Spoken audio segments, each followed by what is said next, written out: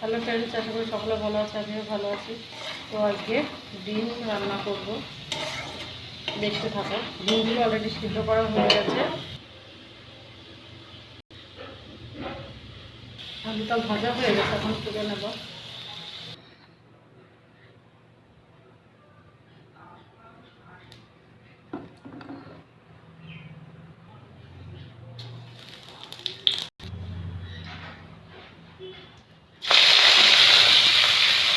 দেখো, তেল দিলাম, তেলে জিরে ফোড়ন দিয়ে এখানে আদা গ্রেট করেছি আর রসুন বাটা একসাথে দিয়ে দিলাম,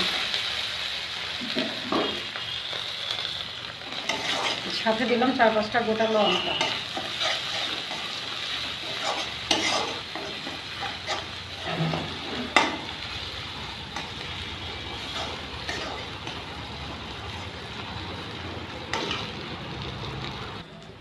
এইবার এই যে পেঁয়াজ বাটাটুকুনো দিয়ে দিলাম। আগের মশলাগুলো হাফ ভাজা হয়েছে, তখনই পেঁয়াজটা যেহেতু খুব মিহি করে বাটা হয়েছে, ওই জন্য আগের মশলাটা একটুখানি ভেজে নিয়ে তারপরে পেঁয়াজটা দিলাম।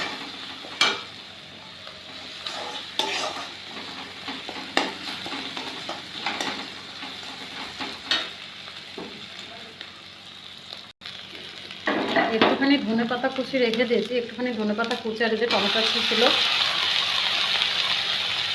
সেটা দিয়ে বাকিটা পুড়িয়ে কাড়িয়ে যা ছিল সব একসাথে দিয়ে দিলাম।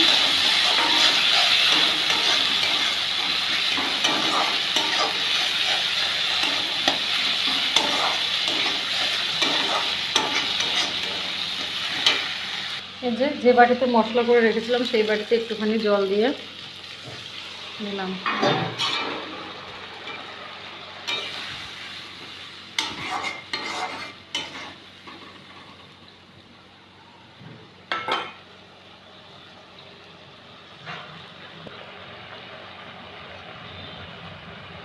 এবার একটুখানি নুন, অবশ্যই সেটা পরিমাণ মতো, হলুদ,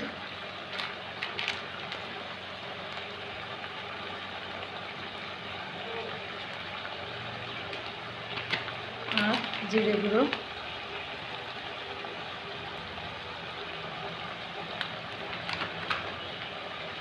দিয়ে দিলাম। এবার মশলাটাকে ভালো করে নাড়বো। যে কোনো তরকারি রান্না করার সময় খেয়াল রাখতে হবে, মশলা যদি পুড়ে যায় তাহলে সেটা আর খাওয়া যায় না, কারণ মশলা পোড়া গন্ধ খুবই বিশ্রী হয়। তো মশলাটা যতক্ষণ ঠিকমতো কষানো না হয়, মশলাটাকে ঠিকমতো নেড়ে রাখতে হবে যাতে নিচে লেগে না যায়। এদিকে দেখো, একটা মশলা ভুল হয়ে গেছে, সেটা হলো কড়াই থেকে ডিমটা ভেজে তুলতে ভুলে গেছি।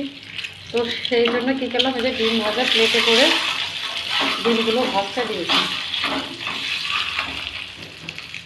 মশলাটা কষানো হয়ে গেছে, তাই আঁচটা লো করে রেখেছি।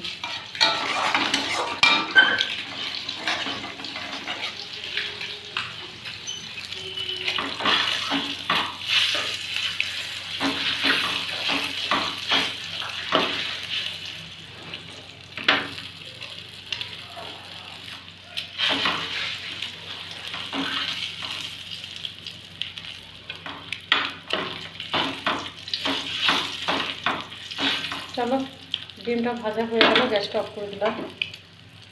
এবার মশলা কষানো হয়ে গেছে, জলটাকে বাড়ি দিয়ে ভাজা আলুগুলো দিয়ে দিলাম।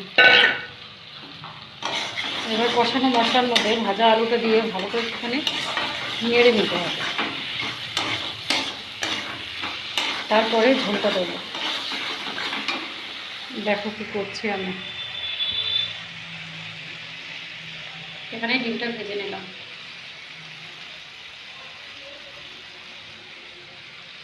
এই প্লেটটাতে সারা বছর ডিম পোস্ট করে খায়, ওই জন্য প্লেটটা রেখে দিয়েছি।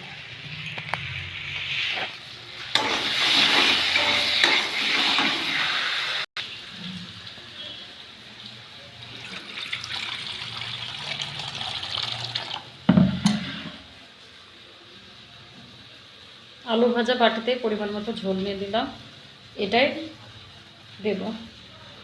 খুব সুন্দর কষানো হয়েছে, এখন ঝোলটা দিয়ে দিলাম। ঝোলটা একটুখানি ফুটতে শুরু করলে ডিমগুলো ছেড়ে দেবো।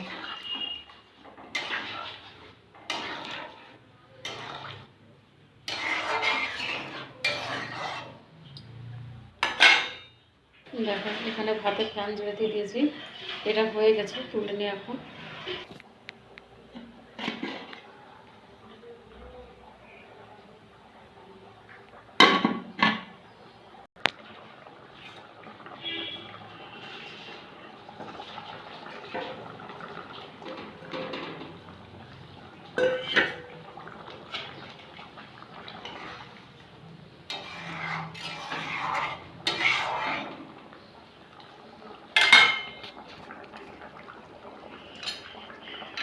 এই প্লেটটা দিয়ে একটুখানি ঢাকা দিতে হবে তরকারিটা এখন, তাহলে তাড়াতাড়ি মশলাটা মিশবে।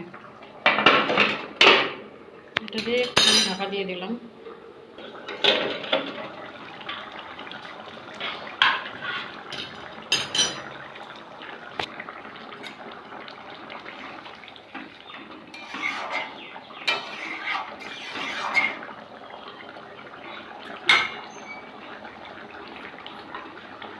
সবশেষে একটুখানি ধনেপাতা দেবো।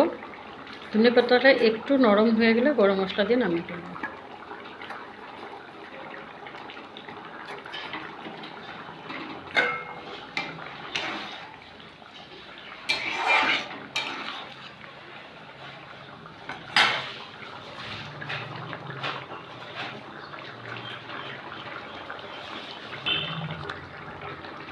আমি সবসময় সানরাইজ শাহি গরম মশলাই ব্যবহার করি। সানরাইজের জিরে গুঁড়ো, গরম মশলা সব কিছুই বেশ ভালো হয়। গরম মশলা দিয়ে দিলাম, গ্যাসটাও অফ করে দিলাম।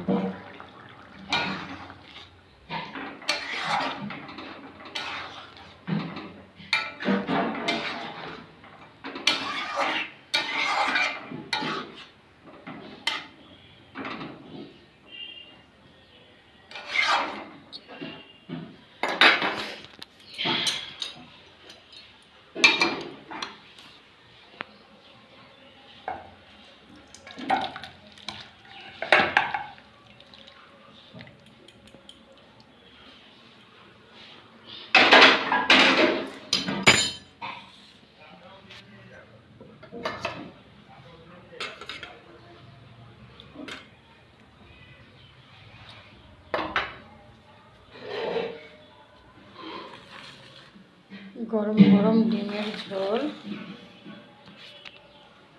রেডি রান্না।